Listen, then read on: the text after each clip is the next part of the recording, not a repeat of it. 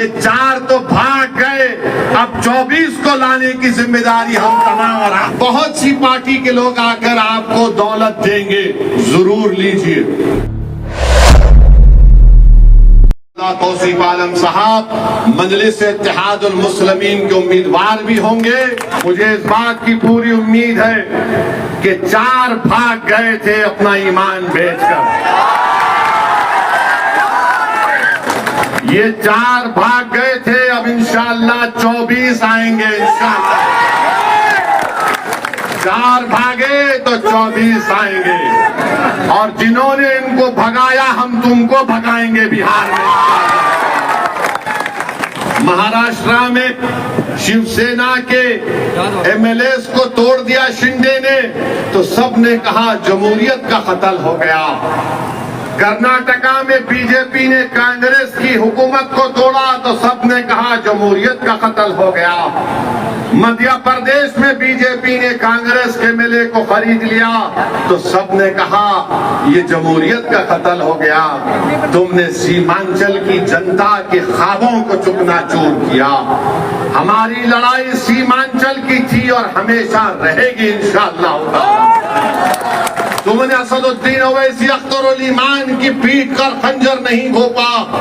तुमने सीमांचल के उन गरीबों पर, उन हमारे नौजवानों के सीनों पर तुमने खंजर मारा है जो सीमांचल में इंसाफ की लड़ाई लड़ रहे थे।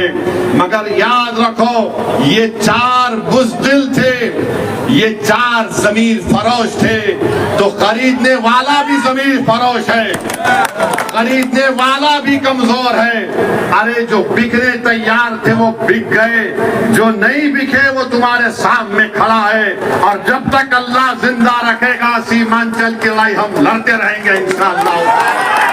और याद रखो राजद वालों, तुमने 4 को खरीदा ना, इंशाअल्लाह ताला तुम भिखारी बन के अख्तरुल ईमान और तौसीफ आलम के घर को आओगे। हम तुमको बताएंगे कि सीमांचल के इंसाफ कैसे होता है। अरे तुम सीमांचल की जनता ने पतंग छाप कोड दिया है, और पतंग छाप कोड इसलिए दिया क्योंकि सीमांचल की जनता गयूर जनता है। सीमांचल की जनता गरीब जरूर है, मगर सीमांचल की जनता अपने सर को सिवाय अल्लाह के आगे किसी के आगे नहीं झुकाती। तो पतंग छाप को उन्होंने वोट दिया है, अपनी जमीर की आवाज पर वोट दिया है। और आज मैं कह रहा हूं कि अख्तरुल ईमान साहब मजलिस इत्तेहादुल मुस्लिमीन बिहार के सदर है। अख्तरुल ईमान ने इस जमात की जिम्मेदारी को उस वक्त संभाला जब मजलिस के पास कोई चीज नहीं थी। अख्तरुल ईमान की मेहनत और उनके साथियों की मेहनत ने मजलिस इत्तेहादुल मुस्लिमीन को किशनगंज से हमारा एक पहला एमएलए मुंतखब करवाया। पार्लियामेंट के इलेक्शन लड़े, 2 पार्लियामेंट के इलेक्शन लड़े, कामयाबी हमको नहीं मिली। हमारे हौसले बस नहीं हुए हैं। करीब 3 लाख के करीब हमको वोट मिले। असेंबली का इलेक्शन हुआ, आपने 5 एमएलए को कामयाब किया। आज फिर आपके सामने मजलिस इत्तेहादुल मुस्लिमीन आपके दरमियान में आकर कह रही है कि जब बिहार प्रदेश का चुनाव होगा आपको सीमांचल के इंसाफ के लिए पतंग छाप का साथ देना है, असदुद्दीन ओवैसी का साथ नहीं है। आपको सीमांचल के इंसाफ की लड़ाई मजलिस लड़ रही है। पतंग छाप जब से सीमांचल का नाम लिया तो जो कल तक राजद वाले सीमांचल का नाम लेने से पीछे हटते थे, जो कल तक नीतीश कुमार की जबान पर सीमांचल का नाम नहीं आता था, मोदी इसको क्या कहते थे आप जानते इस इलाके को।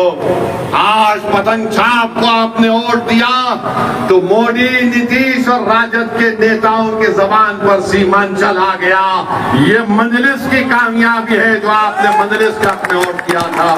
तो मेरे अजीज दोस्तों और बुजुर्गों, अख्तरुल ईमान की क़यादत में मजलिस सीमांचल से लेकर बिहार के कोने कोने तक जा रही है और मुझे यकीन है कि हमको कामयाबी मिलेगी।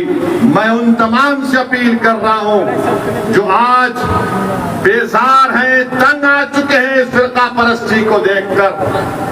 मैं उन तमाम कायदीन अपील कर रहा हूं, जो किसी भी पार्टी में होंगे, मगर आज घुटन उनको महसूस होता है जब वो देखते हैं कि कैसे हमारी आंखों के सामने इस तरह के काले कानून को बना दिया गया।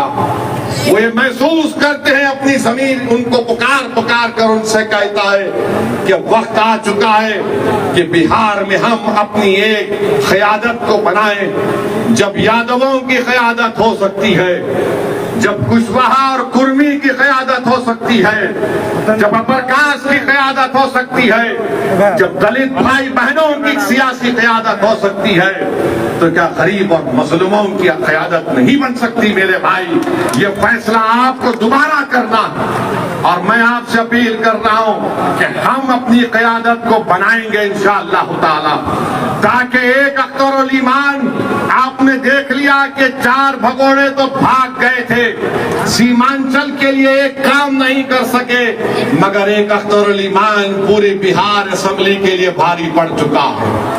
बिहार में एक अख्तरुल ईमान लड़ता है सीमांचल की आवाज बनकर। अगर अख्तरुल ईमान के साथ इंशाअल्लाह ताला बहादुरगंज की जनता तौसीफ आलम को अख्तरुल ईमान का बाजू बनाकर भेजाएगी।